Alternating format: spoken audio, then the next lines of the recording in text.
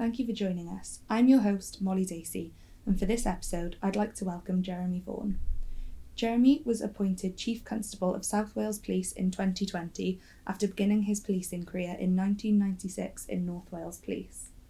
In addition to his force responsibilities, Jeremy is the UK Police Lead for Biometrics, supporting the national development and use of facial recognition technology by the police forces of England and Wales. He's also the NPCC Lead on Police Pay and Conditions of Service, has won the He for She Award for his work with the International Association of Women in Policing, and won a Leading Wales Award for the Leadership in Diversity and Inclusion. A fluent Welsh speaker, Jeremy was appointed to the Gorsedd Cymru in 2019 for services to the Welsh language, which reflects his work within South Wales Police in promoting the use of Welsh and improving the service the force provides to individuals within Welsh-speaking communities. Thank you so much for joining us, Jeremy. If it's okay to begin with, I'd like to ask you some quick-fire questions so our listeners can get to know you a bit better. Okay. What was the last thing that you learnt? The last thing that I learnt? Yeah. Could be something small and practical or a huge philosophical lesson. How to read a copy when singing in a choir. Oh, So just start singing in a choir. quite handy. What is your greatest strength? Honesty. Straightforward talking. Yeah. What motivates you? Public service. And lastly, what profession other than your own would you like to attempt? Plumber. Really? Haven't had that one before. You've been asking the wrong people questions. That's all. Maybe.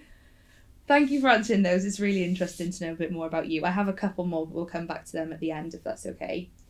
So, working in such a demanding field during an incredibly challenging time with influences like COVID-19 and inquiries into the police must just add additional pressure to an already tough role. And based on that, our theme for this episode is resilience.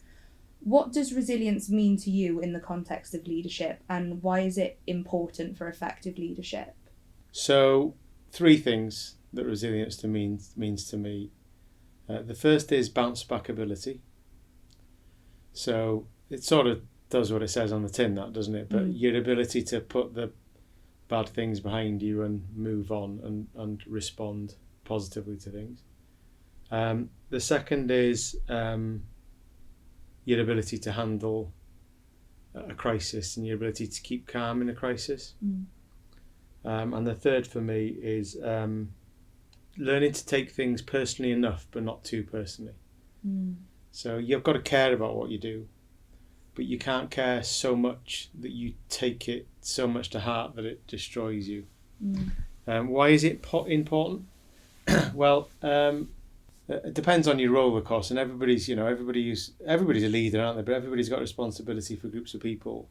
This is important. But when you're in a role like I am, in a position like I've got nearly 7,000 people working for me.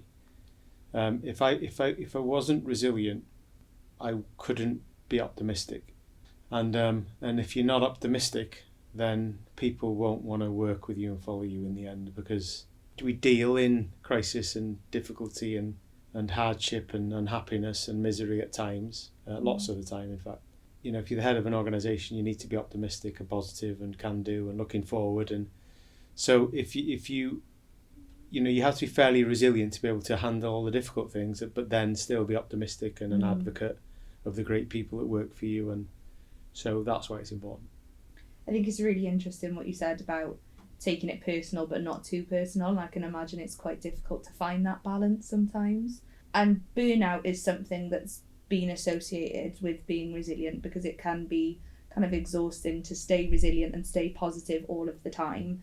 So what role does self-care play in a leader's ability to stay resilient, and how can leaders balance their own well-being along with their other responsibilities? I don't think that's either or.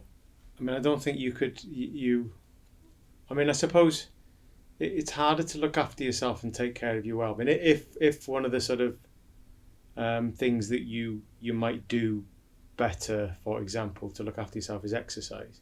I suppose people could consider that as an either or because they don't have time. I would observe 2 things there. The first is that you've got more control over your time than you think. And you've got more control over your diary than you think.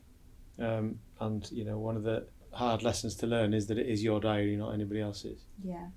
And therefore you own what goes into it, and then you can put some instruments around that. You can put some rules around it for the people that help you manage it.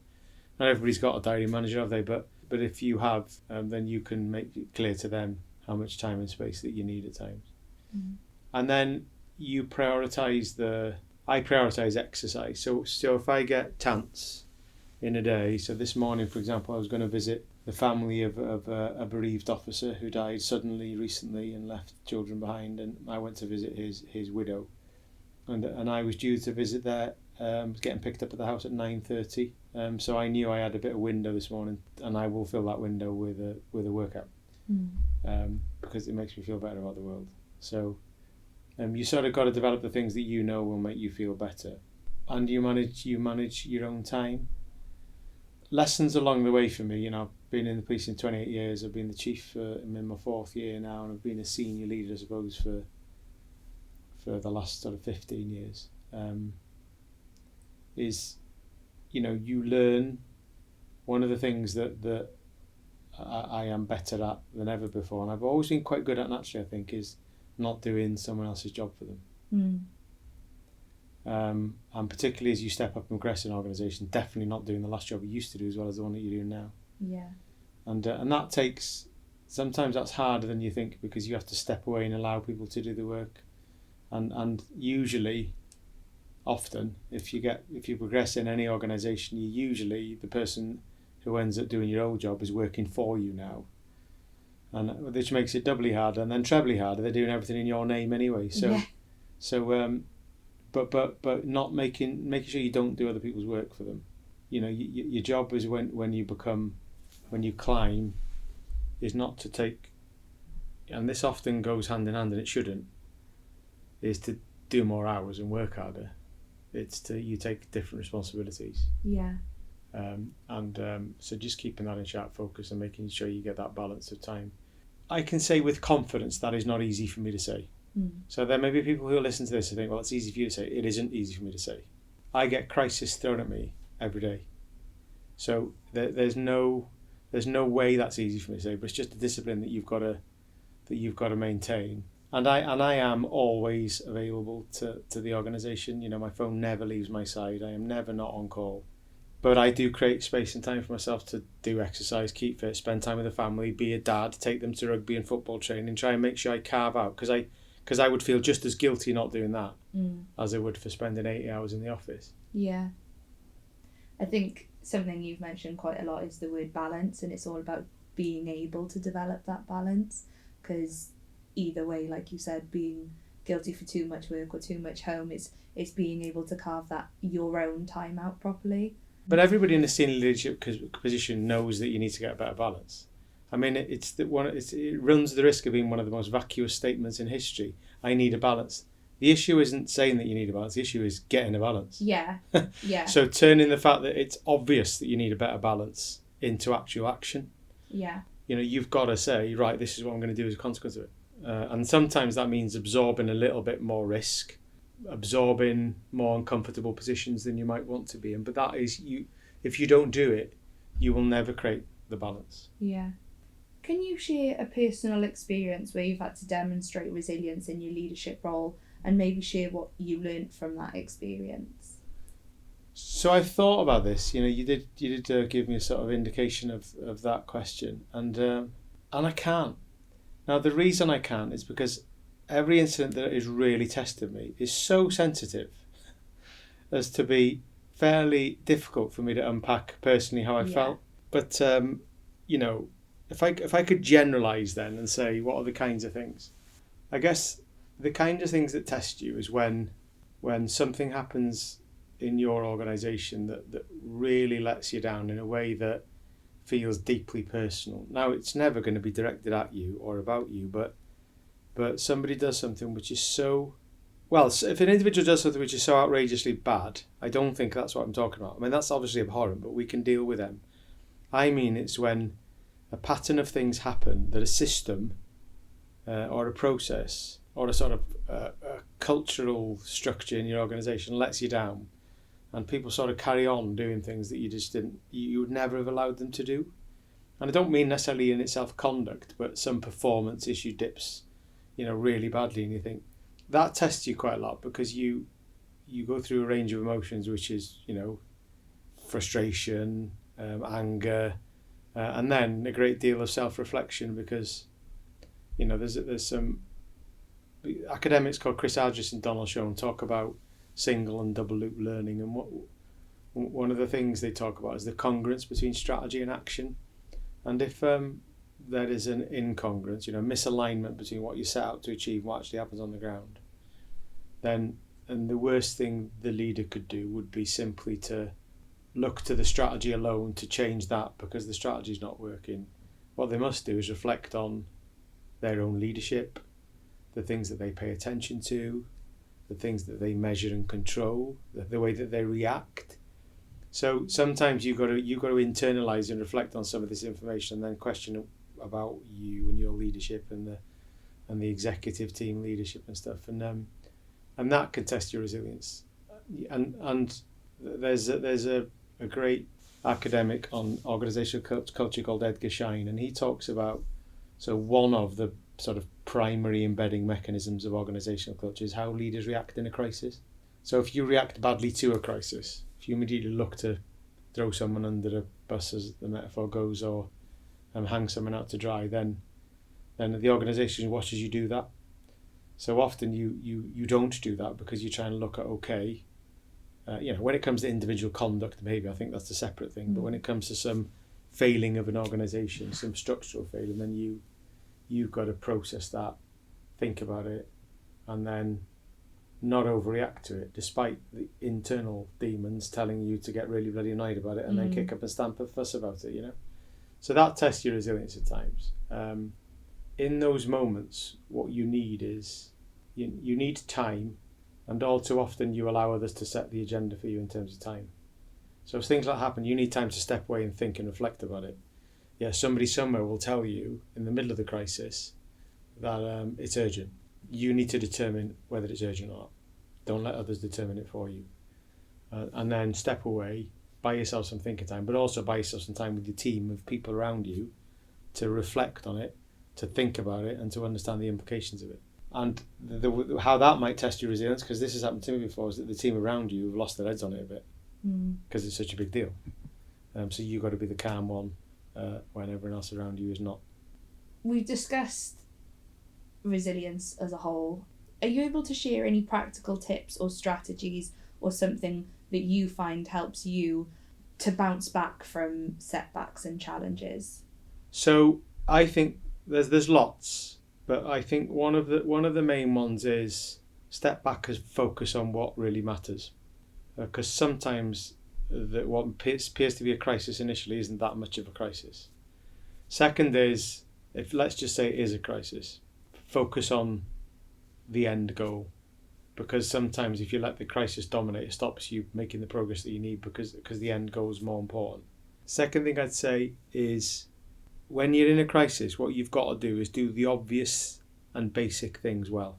And sometimes if you're in it, you don't see the obvious and basic things. So my other tip would be to ask for help, whether you need it or not.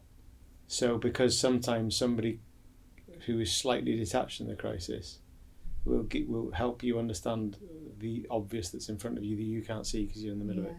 So make sure that you ask for help. The other thing I would say is debrief. So I've mentioned that already, but you get your team together and you say, so let's talk about what happened, but focus on the why something happened rather than the what happened. Because I think if you focus on the why something happened, it gives you much more of an indication about what plan you might put in place to address it and prevent it happening again. I often use this phrase, lightning will strike. Don't let it strike in the same place twice, or more. So, and I think all those things just get you focused on the time beyond the crisis, whilst you've got to do the basic things well in front of you now, and that might be, first thing we've got to do is apologise for what went on, and we've got to do that with deep sincerity. Do not qualify it. Do not say we're sorry, but. And sometimes people say we're sorry, but they don't have to include the but word, but what they mean is we're sorry, but we're not really that sorry. Yeah. So, be upfront and take it head on and do some of the basics well initially, and then focus on the why did it happen in the first place, My last question is, do you have any advice for future leaders? Well, that's a really big open question. I mean, yeah, that's why I ended that way. Well, yeah. I mean, in the context of resilience. In the context of resilience, or just wider. So here's the rub that people have got, right? Is everybody naturally wants to regress to their comfort zone. It's a sort of human Maslow stuff. It's you want to be comfortable, and the problem with people who aspire to have greater leadership responsibility over time and want to progress and develop, and usually people most interested in the answer to the question you just asked are the people who want to get on, right? So the rub is, to get yourself into a position where you can develop, you need to take yourself out of your comfort zone. You need to get to that space of stretch where you're not quite sure what you're doing, but you know that by doing what you're doing, you're learning a lot about it. So the rub is, you're going to get stressed. So my advice would be, if you really want to develop and learn, you've got to take yourself out of your comfort zone. If you take yourself out of your comfort zone, it's going to test your resilience. So you sort of got to go into it with your eyes wide open. They go hand in hand. You can't expect to not feel stressed, worried, troubled, find work really difficult. You can't expect that not to happen if you're going to stretch yourself, take yourself out of your comfort zone. So my best advice when it comes to resilience would be, recognise it's going to happen and find the things that help you manage that sort of get away from work feeling. That what do I do that I always feel better after I do it. For me, it's that sort of that exercise stuff, or making feel like I've done some exercise. And then 2021 was possibly the hardest year I've had in my professional career, and I think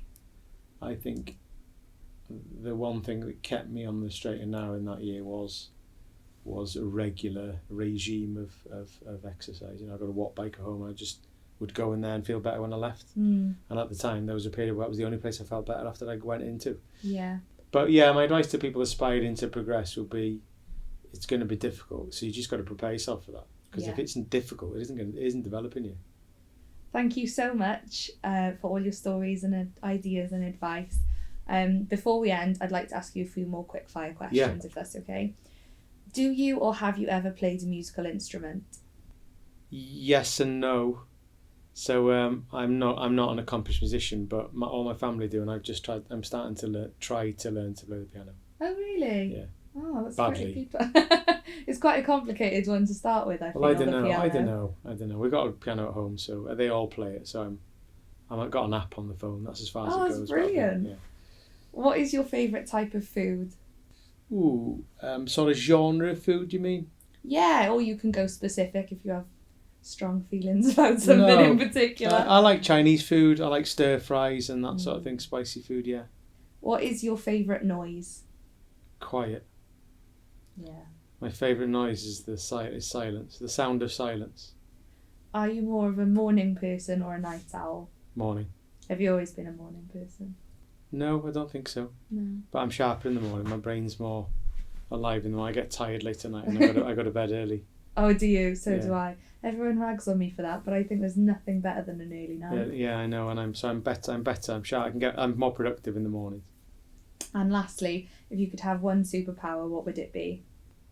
Clairvoyancy, seeing into the future. Ooh. That's a good. We haven't had that one before. That's a very good choice. And the reason I said that is because I'd make sure I knew the things I could most do to protect my children. It's the only only thing. Well, thank you so much for joining us. I hope you've enjoyed the experience. Mae un podlediad Sgwrsiau ar arweinyddiaeth ar gael trwy ein gwefan. Mae'r hawlfraint y podlediad yma yn cael ei gadw gan Llywodraeth Cymru. Our Conversations on Leadership podcast is available through our website. Copyright of this podcast is held by the Welsh Government.